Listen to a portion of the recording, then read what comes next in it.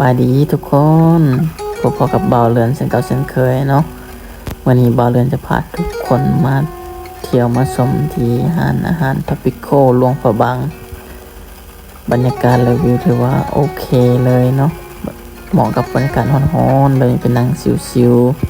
ๆพร้อมกับวิวบรรยากาศแคมป์น้ำงามหลายทุกคนบรรยากาศถือว่าชิวแหง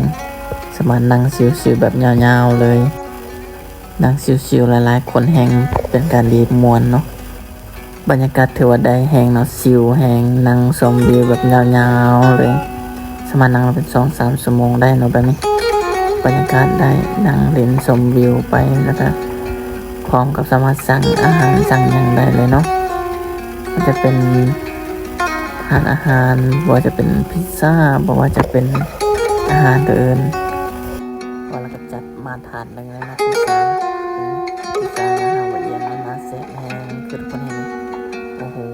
เห็นแล้วก็มาแซ่บแห้งทุกคนสามารถสั่งได้ตามใจหมักเลยเนาะเขามีหลากหลายเมนูให้เลือกว่าแล้วก็บอกรอเล่นเนาะว่าเล่นจะพาทุกคนมาลองชิมว่าแล้วก็ตัดเลยเนาะคือว่าบอกเนาะตัดยังไงวะแล้วลงมือต่อปาดเอามาจะได้แล้วทุกคนอดใจรอกันหน่อยนึงแล้วก็ยกไปใส่จานเลยเนาะโอ้ก่อนจะได้ชิมก็วันน้อยเนาะเราบุเคยตัดพิซซ่าจากเธอเป็นครั้งแรกที่ตัดพิซซ่าแบบนี้เนาะโอ้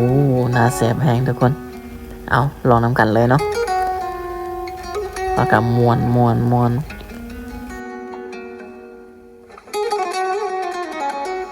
เข้าไปกัดไปเลยเนาะแซ่บทุกคนแซ่บหลายเนาะอยากให้หมูมันซีมือแซ่บว่ะม้วนเข้าไปนะบอลลงสาเลยเดี๋ยวเราสั่งเมนูต่อไป